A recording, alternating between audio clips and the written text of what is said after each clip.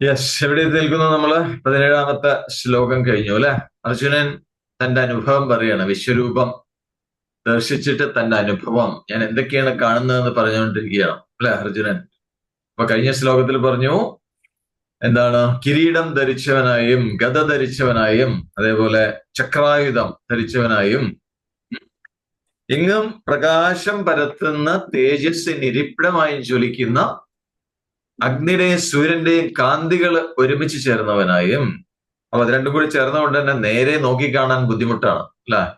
നേരെ നോക്കിക്കാണാൻ ബുദ്ധിമുട്ട് അനുഭവിക്കുന്ന രീതിയിലും, പിന്നെ ഒരു തരത്തിലും ഇന്നതാണെന്ന് വ്യക്തമായിട്ട് പറയാൻ പറ്റില്ല, തീരുമാനിക്കാൻ കഴിയാത്തവനായും എന്നൊക്കെയാണ് പറയുന്നത്. അങ്ങനെയുള്ള വിശ്വരൂപനായ അങ്ങയെ നോക്കുന്നിടത്തൊക്കെ ഞാൻ കാണുകയാണ് എന്നാണ് അർജുനൻ പറയുന്നത്. എല്ലായിടത്തും ഞാൻ കണ്ടുകൊണ്ടിരിക്കുകയാണ്. എവിടെയൊക്കെ ഞാൻ നോക്കുന്നുണ്ടോ അവിടെയൊക്കെ ഞാൻ അങ്ങയാണ് കാണുന്നത്, ആ വിശ്വരൂപം.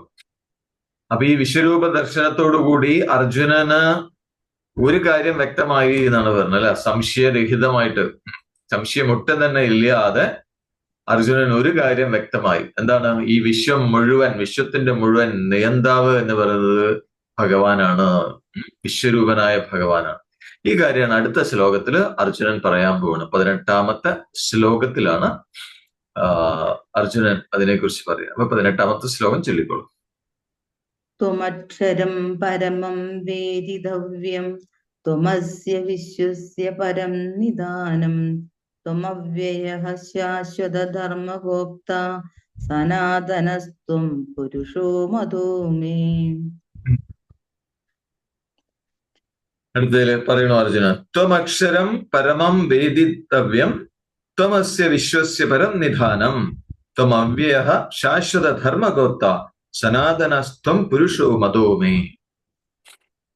പറയണം അർജുനൻ ഭഗവാനോട് പറയുന്നു. എന്താണ് പറയുന്നത്? ത്വം, ത്വം എന്ന് പറഞ്ഞാൽ അങ്ങ്. എങ്ങനെയുള്ള അങ്ങ്? വിശ്വരൂപനായ അങ്ങ്. തന്റെ വിശ്വരൂപമാണല്ലോ എപ്പോഴും പ്രദർശിപ്പിച്ചുകൊണ്ടിരിക്കുന്ന അർജുനന്റെ മുന്നിൽ. അപ്പൊ വിശ്വരൂപനായ അങ്ങ് വേദിതവ്യം, വേദിതവ്യം എന്ന് പറഞ്ഞാൽ സത്യാന്വേഷികളാൽ അറിയപ്പെടേണ്ട അല്ലെ? സത്യാന്വേഷികള് എന്തിനെയാണോ അന്വേഷിച്ചു കൊണ്ടിരിക്കുന്നത് അതാണ് അങ്ങ് എന്ന് പറഞ്ഞാൽ. സത്യാന്വേഷികൾ അന്വേഷിക്കുന്നത് ജഗത്തിന്റെ പരമകാരണത്തെയാണ്. ഈ ലോകം എവിടെ നിന്നുണ്ടായി, എങ്ങനെ ഉണ്ടായി അല്ലെ? അപ്പൊ അതിന്റെ പരമമായ കാരണം എന്താണ്, എവിടെ നിന്നാണ് ഉണ്ടായത്, അതാണ് സത്യാന്വേഷികൾ അന്വേഷിച്ചുകൊണ്ടിരിക്കുന്നത്. അപ്പൊ ഈ ജഗത്തിന്റെ പരമകാരണമായ വസ്തു അത് നിത്യമാണ്, അത് എപ്പോഴും ഉള്ളതാണ്. അപ്പോ അതിനെയാണ് സത്യാന്വേഷികൾ അറിയപ്പെടേണ്ടത് എന്ന് പറയാം. അതേപോലെ ഈ വിശ്വത്തിന്, ഈ ഈ പ്രപഞ്ചത്തിന് ത്വം പരം നിധാനം, അങ്ങാണ് പരമമായ ആശ്രയസ്ഥാനം എന്ന് പറയുന്നത്. അന്തിമമായ ആശ്രയസ്ഥാനം അങ്ങ് തന്നെയാണ്. ഈ പ്രപഞ്ചത്തിന്റെ ആശ്രയം അവിടുന്ന് തന്നെയാണ്. പിന്നെയോ അവ്യയത്വം, അങ്ങക്ക് ഒരു കുറവുകളും ഇല്ലാത്തതാണ്, അവ്യയമാണ്, ഒരു അഴിവും സംഭവിക്കാത്ത, ഒരു കുറവും ഇല്ലാത്ത എന്നാണ്. പിന്നെ ശാശ്വത ധർമ്മഗോപ്ത എന്ന് പറഞ്ഞാൽ ധർമ്മത്തിന്റെയും ശാശ്വതമായ രക്ഷിതാവ് അവിടുന്ന് തന്നെയാണ്. പിന്നെയോ കൃഷ്ണനോട് പറയുന്നത് ത്വം സനാതന പുരുഷ, അങ്ങാണ് എപ്പോഴും ഉണർന്ന് പ്രവർത്തിക്കുന്ന, സനാതനമായിരിക്കുന്ന, പ്രകൃതിയെ നിയന്ത്രിക്കുന്ന പുരുഷൻ അവിടുന്നാണ് എന്ന് പറയാം. മേമത, ഈ കാര്യത്തില് എനിക്കിന്ന് വ്യക്തമായി തെളിഞ്ഞിരിക്കണോ എന്ന് പറയണം, എനിക്കിത് ബോധ്യമായിരിക്കണോ എന്ന് അർജുനൻ പറയണം. അപ്പോ അർജുനൻ പറയുന്നതാണ്, അപ്പൊ സത്യാന്വേഷികള് ഈ ജഗത്തിന്റെ പരമായ കാരണത്തെയാണ് അന്വേഷിക്കുന്നത്. അപ്പൊ അർജുനൻ പറയുന്നത് അങ്ങാണ് സത്യാന്വേഷികള് അന്വേഷിച്ചു കൊണ്ടിരിക്കുന്ന പരമകാരണമായ നിത്യവസ്തു ജഗത്തിന്റെ, അത് അങ്ങാണ് എന്ന് പറയാം. അതേപോലെ ഈ പ്രപഞ്ചത്തിന്റെ പരമമായ ആശ്രയസ്ഥാനം അവിടുന്നാണ്, കൃഷ്ണനാണ്, ഭഗവാനാണ്. അങ്ങാണ് ധർമ്മത്തിന്റെ ശാശ്വതമായ രക്ഷിതാവ് അവിടുന്നാണ്. അങ്ങാണ് എപ്പോഴും ഉണർന്നിരുന്ന് പ്രകൃതിയെ നിയന്ത്രിക്കുന്ന പുരുഷൻ അവിടുന്നാണ്. ഈ കാര്യങ്ങളൊക്കെ എനിക്കിന്ന് വ്യക്തമായി തെളിഞ്ഞിരിക്കുന്നു എന്ന് പറയണം. പുരുഷോ മതോമി. ഇപ്പോ പ്രാണസാക്ഷാത്കാരം അത് തന്നെയാണ് വിശ്വരൂപ സാക്ഷാത്കാരം, നേരത്തെ പറഞ്ഞു. അപ്പൊ ഇത് ഈ പ്രാണസാക്ഷാത്കാരം എന്ന് പറയുന്നത് പ്രപഞ്ച സത്യത്തിന്റെ ആ പ്രവർത്തന രഹസ്യം, അത് വെളിപ്പെടുത്തി തരുന്ന ഒരു സത്യം, ഒരു കാര്യമാണ് എന്ന് പറയാം. സാധാരണ പലരും പറയുന്നത് പ്രപഞ്ചത്തിൽ നടക്കുന്ന കാര്യങ്ങളൊക്കെ പ്രകൃതി നിയമങ്ങളാണ്, അല്ലെങ്കിൽ നാച്ചുറൽ ആണ്, പ്രകൃതിപരമായിട്ട് നടക്കുന്നതാണ്.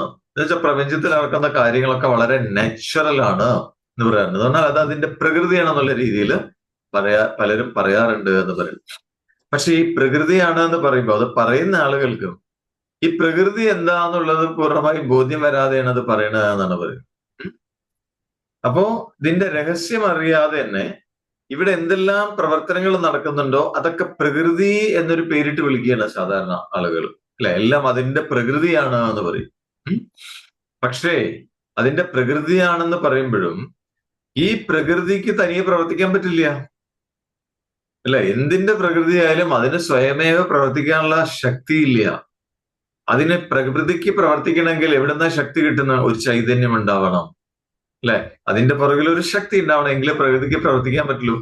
അപ്പോ പ്രകൃതിയെ നിയന്ത്രിക്കാനായിട്ട് എപ്പോഴും ഉണർന്നിരിക്കുന്ന ഒരു ചൈതന്യം, ഒരു ചേതനൻ ഉണ്ട് എന്ന് അർജുനന് ബോധ്യമായി. ഇപ്പൊ വിശ്വരൂപ ദർശനത്തോട് അർജുനന് ബോധ്യമായി. കാരണം ആ ചൈതന്യം ഭഗവാനാണ്. ആ ഭഗവാനാണ് പ്രകൃതിയെയും നിയന്ത്രിക്കുന്നത്, എല്ലാറ്റിനെയും നിയന്ത്രിക്കുന്നത് ഭഗവാനാണ്. ഈ സത്യം അർജുനന് ബോധ്യമായി എന്ന് പറയണം.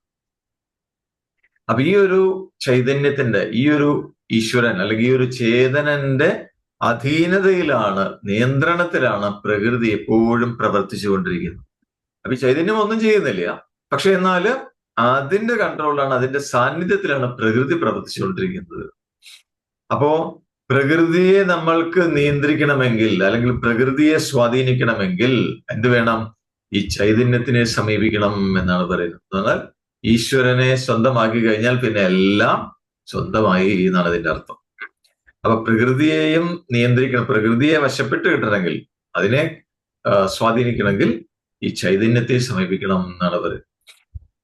അപ്പോ ഈ പ്രകൃതിയുടെ എപ്പോഴുമുള്ള, എല്ലാ കാലത്തുമുള്ള പൂർണ്ണമായിട്ടുള്ള കൺട്രോളർ ഈ പുരുഷനാണ്. ധർമ്മത്തിന്റെ ശാശ്വതനായ രക്ഷിതാവായിട്ടുള്ള ഈ പുരുഷൻ തന്നെയാണ് എന്ന് പറയാം.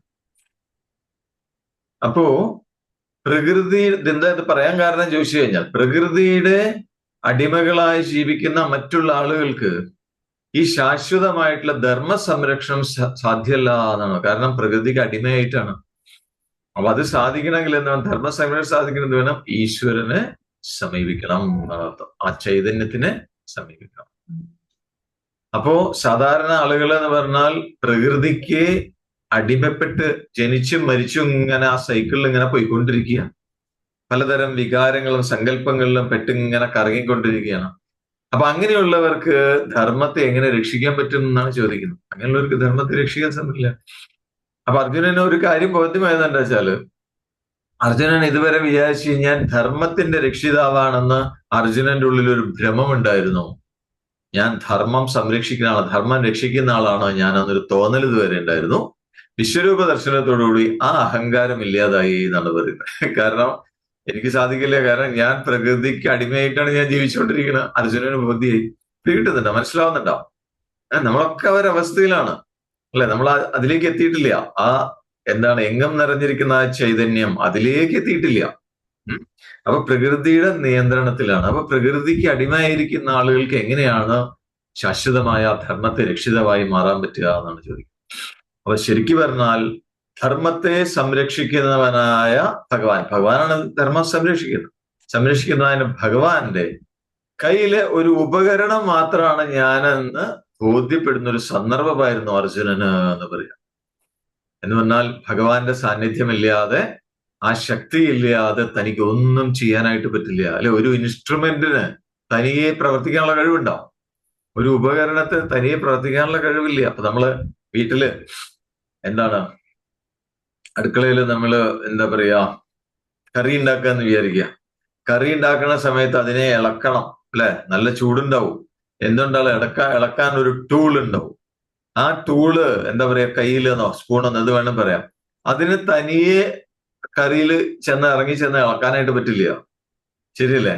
ആരാണ്? വേറൊരാൾ അതിനെ പിടിക്കണം. ആ ആളാണ് കറിയിലിട്ട് ഇങ്ങനെ അതിനെ ഇളക്കിക്കൊണ്ടിരിക്കുന്നത്. ഇതേപോലെയാണ് ജ്ഞാനം എന്ന് അർജുനന് ബോധ്യം ചെയ്യുന്ന. ഭഗവാന്റെ കയ്യില് ഒരു ഇൻസ്ട്രുമെന്റ്, ഒരു ഉപകരണം മാത്രമാണ് എന്ന് അർജുനന് ബോധ്യമായ ഒരു സന്ദർഭമാണ് എന്ന് പറയാം. അപ്പൊ ഇത്രയും ബോധ്യമായപ്പോ അർജുനന് വ്യക്തമായിട്ട് ഒരു കാര്യം മനസ്സിലായി. എന്താണെന്നറിയാമോ? ഈ ജഗത്തിന്റെ മുഴുവൻ പരമകാരണമായിരിക്കുന്നത് ഭഗവാനാണ്, കൃഷ്ണനാണ്. കൃഷ്ണൻ എന്ന് പറഞ്ഞാൽ ആ ഒരു രൂപത്തെയല്ല ഉദ്ദേശിക്കുന്നത്, അല്ലെ? ആ പരമാത്മ തത്വം. അതുപോലെ ഈ ജഗത്തിന് മുഴുവൻ ഒരേ ഒരു ആശ്രയം എന്ന് പറയുന്നത് ഈ സനാതനമായിരിക്കുന്ന പുരുഷനാണ്. സനാതനം പറഞ്ഞാൽ എപ്പോഴുമുള്ള, എപ്പോഴും ശാശ്വതമായിരിക്കുന്ന ഈ ഒരു പുരുഷൻ തന്നെയാണ് എന്ന് അർജുനന് ബുദ്ധിമായി എന്ന് പറയും. അപ്പോ ഈ സനാതനനായ എപ്പോഴുമുള്ള ഈ പുരുഷനില് പ്രാണൻ പ്രകടമാവുന്നു. എങ്ങനെ? ശക്തി സ്പന്ദന രൂപത്തിലൂടെ. ഒരു സ്പന്ദനമാണ് ആദ്യം ഉണ്ടാകുന്നത്, ഒരു വൈബ്രേഷൻ. ശക്തി സ്പന്ദിച്ചിട്ടാണ് പിന്നെ ബാക്കിയുള്ള കാഴ്ചകളൊക്കെ ഉണ്ടാവുന്നത്. അപ്പൊ ആ പുരുഷൻ, ആ സനാതന പുരുഷൻ എന്ന് പറഞ്ഞാൽ ദാറ്റ് കോൺഷ്യസ്നെസ്, അല്ലെ, അത് നിറഞ്ഞിരിക്കുന്നു. അത് നിശ്ചലമാണ്. എങ്ങും നിറഞ്ഞിരിക്കുന്നു പറഞ്ഞാൽ തന്നെ ശരിയല്ല. അത് മാത്രമേ ഉള്ളൂ, അല്ലെ? അത് മാത്രമേ ഉള്ളൂ. അതിലാണ് പിന്നെ സ്പേസ് വരുന്നത്. ഇന്നലെ നമ്മളത് ഡിസ്കസ് ചെയ്തു അതിനെ കുറിച്ച്. അപ്പൊ അതിൽ ആ നിശ്ചലമായിരിക്കുന്ന ആ സത്യത്തില് ശക്തി സ്പന്ദിച്ചു, അല്ലെ? അതാണ് പ്രാണന്റെ പ്രകടമായ ഭാവം, അതാണ് എന്നാണ് പറയുന്നത്. അപ്പൊ ആ പ്രാണസ്പന്ദനത്തിലൂടെയാണ് ഈ പ്രപഞ്ചത്തിൽ ഓരോരോ സൃഷ്ടികൾ ഉണ്ടാവുന്നത്, പ്രപഞ്ച ഘടകങ്ങൾ ഉണ്ടാവുന്നതും അപ്രത്യക്ഷമാവുന്നതും പ്രാണസ്പന്ദനത്തിലൂടെയാണ്. ശാസ്ത്രം അത് കണ്ടെത്തിയിട്ടല്ല. ഈ ലോകം എന്ന് പറയുന്ന ഒരു വൈബ്രേഷൻ ആണ് എന്ന് അവർ കണ്ടെത്തിയിട്ട്, ഒരു വേവ് ഫംഗ്ഷൻ ആണെന്ന് ലോകം സയന്റിസ്റ്റ് കണ്ടെത്തിയിട്ടുണ്ട്. അപ്പൊ ഇവിടെ പണ്ട് അർജുനന് ഉപദേശിച്ചും കൃഷ്ണ ഉപദേശിച്ചും അതാണ്, അർജുനന് മനസ്സിലായതും അതാണ് എന്ന് പറയുന്നത്. അപ്പൊ ആ നിശ്ചലമായിരിക്കുന്ന ബോധത്തില്, അല്ലെങ്കിൽ ആ സനാതന പുരുഷനില് ശക്തിസ്പന്ദനം ഉണ്ടായി, പ്രാണന്റെ ഭാവം പുറത്തേക്ക് വന്നു. പ്രാണൻ പ്രകടമായി. ആ പ്രാണസ്പന്ദനത്തിലൂടെയാണ് ഈ പ്രപഞ്ചത്തിൽ ഓരോ കാര്യങ്ങൾ ഉണ്ടാവിക്കൊണ്ടിരിക്കുന്നതും അപ്രത്യക്ഷമാവുന്നു. ഇത്രയും രഹസ്യങ്ങള് വിശ്വരൂപ ദർശനം കൊണ്ട് അർജുനന് ബോധ്യമായി എന്ന് പറയുന്നു. അർജുനന് തെളിഞ്ഞു എന്ന് പറയുന്നു ഇത്രയും കാര്യങ്ങൾ. അപ്പൊ ഇനി അടുത്ത ശ്ലോകത്തിൽ അർജുനൻ പറയാൻ പോകുന്നത് വളരെ രസകരമാണ്. എന്താണ് രസകരം എന്ന് പറഞ്ഞു കഴിഞ്ഞാൽ, ഇപ്പോ ഈ നേരത്തെ ബോധ്യമായിട്ടുള്ള ഈ പ്രപഞ്ച രഹസ്യങ്ങള് ഒരുമിച്ച് അനുഭവപ്പെടുന്ന വിശ്വരൂപ സ്വരൂപം, അതിനെക്കുറിച്ചാണ് ഇനി അർജുനൻ അടുത്ത ശ്ലോകത്തിൽ പറയാനായിട്ട് പോകും. ആ പ്രപഞ്ച രഹസ്യങ്ങൾ മൊത്തം ഒന്നിച്ച് അനുഭവപ്പെടുന്ന ഒരു ദർശനം, അതിനെക്കുറിച്ചാണ് പറയാം. 19ാമത്തെ ശ്ലോകം ചൊല്ലും. അനാദിമധ്യാന്തമനന്തവീര്യം അനന്തബാഹും ശശിസൂര്യനേത്രം പശ്യാമി ത്വാം ദീപ്തഹുതാശവക്ത്രം സ്വതേജസാ വിശ്വമിദം ദവന്തം. അർജുനൻ തുടർന്ന് പറയുന്നു. എന്താ പറയുന്നു? അനാദിമധ്യാന്തം അനന്തവീര്യം അനന്തബാഹും ശശിസൂര്യനേത്രം പശ്യാമി ത്വാം ദീപ്തഹുതാശവക്ത്രം സ്വതേജസ വിശ്വമിദം തവന്തം. അനാദിമധ്യാന്തം എന്ന് പറഞ്ഞാൽ ആദിയില്ല, തുടക്കമില്ലാത്തത്, മധ്യമില്ലാത്തത്, അന്തവുമില്ലാത്തത് എന്ന് പറഞ്ഞാൽ തുടക്കവും മധ്യവും അവസാനവും കാണാനില്ല. ഭഗവാന്റെ കാണാനില്ല. അത് അങ്ങനെ എല്ലായിടത്തും പരന്ന് നിൽക്കുക, അങ്ങനെ നിറഞ്ഞങ്ങനെ നിൽക്കുക. അപ്പൊ അതിന്റെ തുടക്കവും കാണാൻ പറ്റുന്നില്ല, മധ്യഭാവം കാണാൻ പറ്റില്ല, അവസാനവും കാണാൻ പറ്റുന്നില്ല. അതാണ് അനാദിമധ്യാന്തം. അനന്തവീര്യം, എന്താ വീര്യം? അങ്ങേയറ്റത്തെ വീര്യത്തോട്, അങ്ങേറ്റം പ്രഭാവത്തോടു കൂടിയവനും. അനന്തബാഹു, ബഹു എന്ന് പറഞ്ഞ കൈകള്, അനന്തമായി എണ്ണമറ്റ അനേകം കൈകളോട് കൂടിയവനും. പിന്നെ ശശി സൂര്യനേത്രം, ശശി എന്ന് പറഞ്ഞാൽ ചന്ദ്രൻ, സൂര്യചന്ദ്രന്മാരാകുന്ന കണ്ണുകളോട് കൂടിയവനും. സൂര്യനും ചന്ദ്രനുമാണ് കണ്ണുകളായിട്ടാണ് കാണുന്നത്. ദീപ്ത ഹുദാശവക്ത്രം, ദീപ്ത ജ്വലിക്കുന്ന അഗ്നിയാകുന്ന മുഖത്തോടു കൂടിയവനും അതാണ് ഇതിന്റെ അർത്ഥം. ഇതം വിശ്വം തേജസ തബന്തം, ഈ ജഗത്തിനെ തന്റെ തേജസ് കൊണ്ട് തപിപ്പിക്കുന്നവനായിട്ട്. വാം, വിശ്വരൂപനായ അങ്ങയെ പശ്യാമി, ഞാൻ കാണുന്നു. പശ്യാമി എന്ന് പറഞ്ഞാൽ ഞാൻ കാണുന്നു. അങ്ങനെയാണ് ഞാൻ അങ്ങയെ കാണുന്നത് എന്ന് പറയുന്നത്. എന്ന് പറഞ്ഞാൽ അങ്ങയെ നോക്കുന്ന സമയത്ത് അങ്ങേക്ക് തുടക്കവുമില്ല, മധ്യഭാഗവും കാണാനില്ല, ഒടുക്കവുമില്ല, അവസാനവും കാണാനില്ല. അങ്ങേയറ്റം പ്രഭാവത്തോടു കൂടിയവനായിട്ടാണ് എനിക്ക് കാണാൻ സാധിക്കുന്നത്. പിന്നെയോ അനേകം കൈകൾ, എണ്ണാൻ കഴിയാത്ത അത്രയും അനേകം കൈകള്, കണ്ണുകള് സൂര്യനും ചന്ദ്രന്മാരും ആകുന്ന കണ്ണുകളോടുകൂടിയവനും ജ്വലിക്കുന്ന അഗ്നിയാകുന്ന മുഖത്തോട്, അത്രയും തേജസ്സിനെ കുറിച്ചാണ് അത് സൂചിപ്പിക്കുന്നത്. അതേപോലെ ഈ ജഗത്തിനെ മുഴുവൻ തന്റെ തേജസ് കൊണ്ട് തപിപ്പിക്കുന്നവനുമായി, ആ രീതിയിലാണ് വിശ്വരൂപനായ അങ്ങയെ ഞാൻ കാണുന്നത് എന്ന് പറയുന്നത് അർജുനൻ. തേജസ്സ വിശ്വമിതം തപന്തം. ഇപ്പോ അർജുനൻ ഏത് രീതിയിലാണ് കാണുന്നത് വെച്ച് കഴിഞ്ഞാൽ, ഒന്ന് സത്വഗുണത്തിന്റെ പ്രകാശത്തിൽ കാണുന്നത്, സത്വഗുണത്തിന്റെ പ്രകാശത്തിലും ആ ഒരു ദിവ്യതയിലും കാണുന്നുണ്ട്. പക്ഷെ അതിന്റെ കൂടെ തന്നെ രജോ ഗുണത്തിന്റെ കാഠിന്യവും തപിപ്പിക്കലും രണ്ടും കൂടി ഇടകലർന്നിട്ടാണ് അർജുനെ കാണാൻ പറ്റുന്നത്. രണ്ടും കൂടിയിട്ടാണ്. സത്വഗുണം മാത്രമല്ല, സത്വഗുണം മാത്രമാണ് പിന്നെ തപിപ്പിക്കലുണ്ടാവില്ല. അപ്പൊ ഇവിടെ പറഞ്ഞു അങ്ങയുടെ തേജസ് കൊണ്ട് വിശ്വം മുഴുവൻ തപിപ്പിക്കുന്നവനായിട്ട് എന്ന് പറഞ്ഞു. എന്താ കാരണം ചോദിച്ചു കഴിഞ്ഞാൽ, അവിടെ അർജുനൻ കാണുന്നത് രജോ ഗുണത്തിന്റെ കാഠിന്യം കാണുന്നു. രജോ ഗുണം ഉള്ള കൂടി ഉള്ളതുകൊണ്ടാണ് തപിപ്പിക്കൽ കാണുന്നത്. അപ്പോ തുടക്കവും മധ്യഭാഗവും അവസാനവും ഇല്ലാത്ത ഒരേ ഒരു രൂപം എന്ന് പറയുന്നത് പ്രാണശരീരായ ദേവൻ അങ്ങനെയല്ലേ വരുള്ളൂ എന്ന് ചോദിക്കുകയാണ്. അപ്പൊ ആ ദേവന്റെ അവയവങ്ങളാണ് എണ്ണമറ്റ കൈകള്.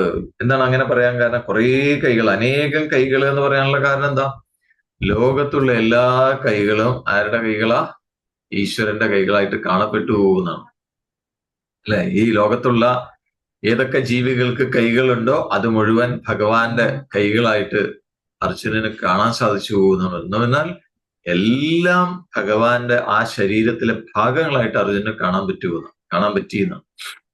അപ്പോ ഇതാണ് ഈ ദേവന്മാരിൽ തന്നെ നമ്മൾ കാണാറില്ല, ഫോട്ടോയിലൊക്കെ കാണില്ല. ചിലർക്ക് 4 കൈകള് അല്ലെ, ചിലർക്ക് 8 കൈകളൊക്കെ ആയിട്ട് നമ്മൾ കാണാറുണ്ട് ചിത്രങ്ങളിൽ. അതിന്റെ രഹസ്യം ഇതാണ്. ആ കൈകളൊക്കെ ആരുടെ കൈകൾ? അവിടെയുള്ള കൈകളൊക്കെ ഭഗവാന്റെ കൈകളാണ്.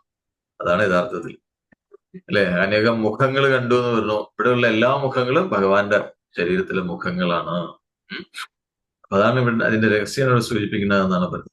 അതേപോലെ സൂര്യനും ചന്ദ്രനും ആ വിശ്വരൂപന്റെ കണ്ണുകളായിട്ട് കാണപ്പെട്ടു അർജുനന്. അതേപോലെ എന്താണ് ആ പ്രാണശരീരത്തിലെ 2 കണ്ണുകളല്ലാതെ ഈ ഗോളങ്ങൾ എന്താണ് എന്നാണ്.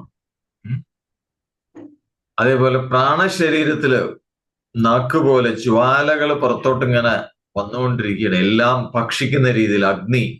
അത് വിശ്വരൂപന്റെ മുഖമല്ലാതെ വേറെ എന്താവാൻ സാധിക്കും എന്ന് ചോദിക്കാം. എന്ന് പറഞ്ഞാൽ ഈ വിശ്വരൂപ തേജസ് ഭഗവാന്റെ അത് ലോകത്തെ മുഴുവൻ തപിപ്പിക്കുന്നതായിട്ട് അർജുനന് തോന്നുകയാണ്. ലോകത്തെ മുഴുവൻ അത് ആ പ്രകാശം കൊണ്ട്, ആ തേജസ് കൊണ്ട് തപിപ്പിക്കുന്നു. അതെന്തുകൊണ്ടാണ് അർജുനൻ അങ്ങനെ താപം തോന്നാനുള്ള കാരണം എന്താ വെച്ച് കഴിഞ്ഞാൽ, അർജുനന്റെ ഉള്ളിലെ രജോ ഗുണത്തിന്റെ പ്രതിഫലനാണ്, റിഫ്ലക്ഷൻ ആണ് എന്നാണ് പറയുന്നത് അല്ലെ. നേരത്തെ പറഞ്ഞെന്താണ്? നിന്റെ തോന്നലുകൾക്കനുസരിച്ച്, നിന്റെ ആഗ്രഹങ്ങൾക്കനുസരിച്ച് എന്നെ കാണാൻ പറ്റും എന്നാണ് പറയുന്നത്. അപ്പൊ അർജുനന്റെ മനസ്സിൽ രജോ ഗുണം മുഴുവൻ പോയിട്ടില്ല, രജോ ഗുണം ഉണ്ട് ഇപ്പോഴും. അതിന്റെ പ്രതിഫലനാണ് ആ വിശ്വരൂപ തേജസ്സിന്റെ ഈ തപിപ്പിക്കല് എന്ന് പറയും. അതുകൊണ്ടാണ് അർജുനൻ അങ്ങനെ കാണാൻ സാധിച്ചതെന്ന് പറയാം.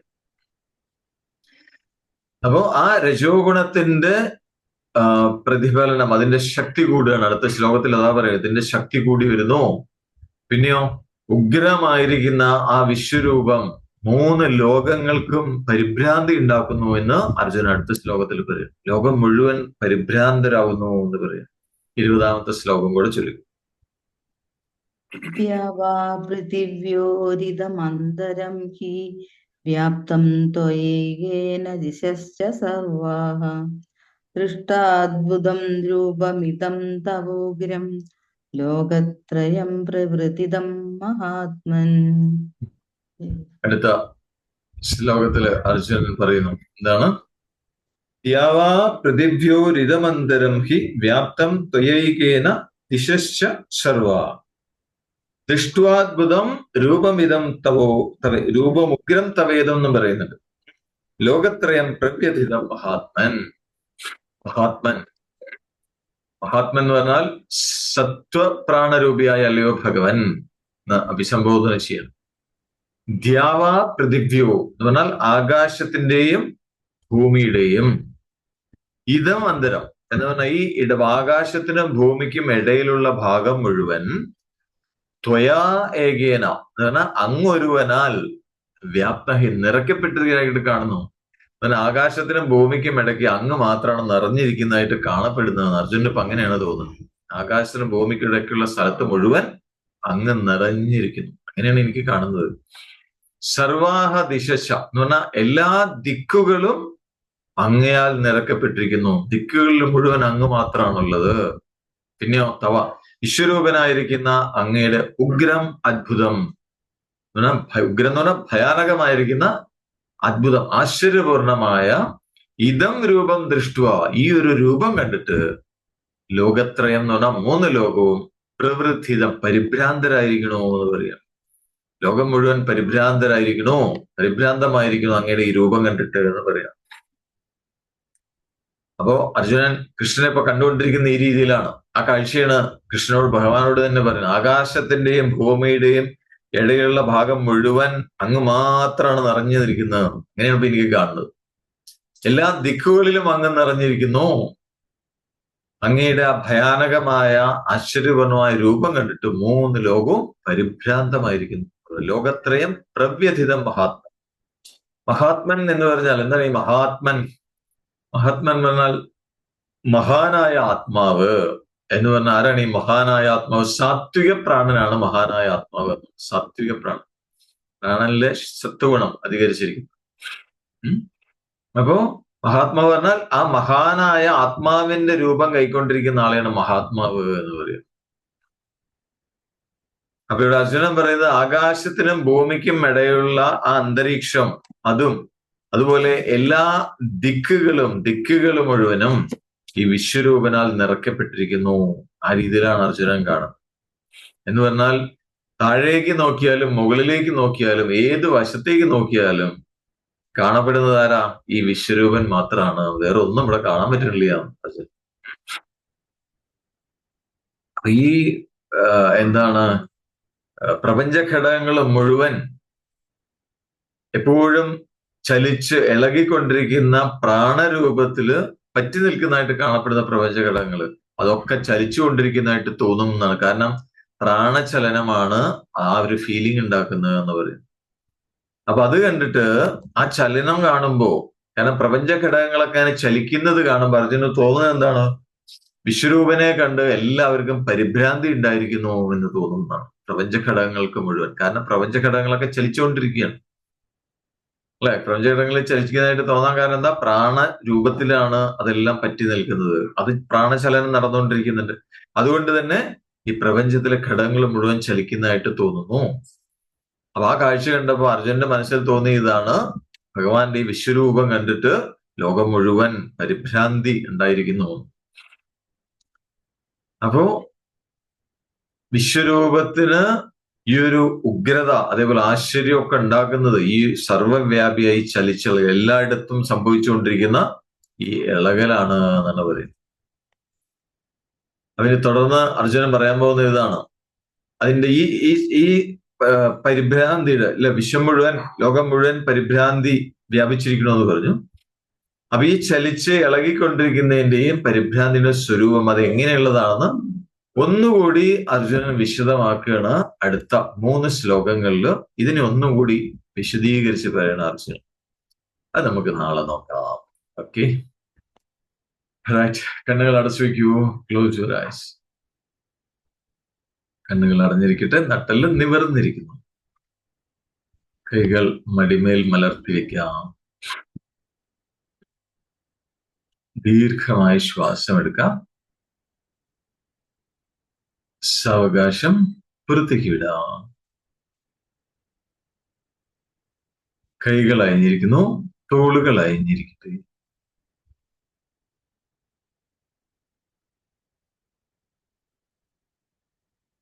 മുഴുവൻ ശ്രദ്ധയും ഉള്ളിൽ തന്നിൽ തന്നെ വിശ്രമിക്കൂ.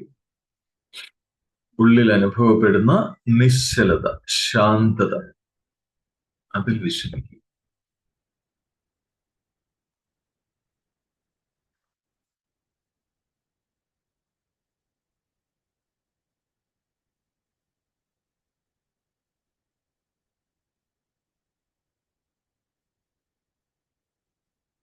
ഓം സമിദ്ധ്യുവസേ വൃഷന്നഗ്നേ വിശ്വാനര്യ ഇലസ്പദേ സമിധ്യസേ സനോ വസൂന്യാഭരാ സംഘച്ഛധ്വം സംവദധ്വം സംവോമനാംസി ജാനതാ ദേവാഭാഗം യഥാ പൂർവേ സഞ്ജാനാനാ ഉപാസത്തെ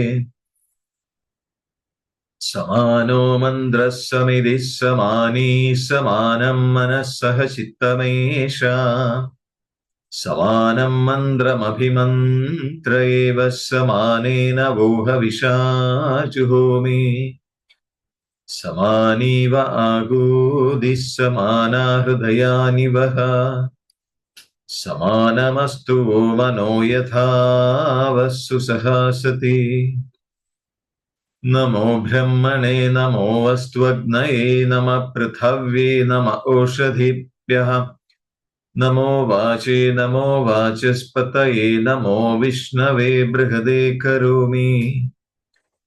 ഓം ശാന്തി ശാന്തി ശാന്തി.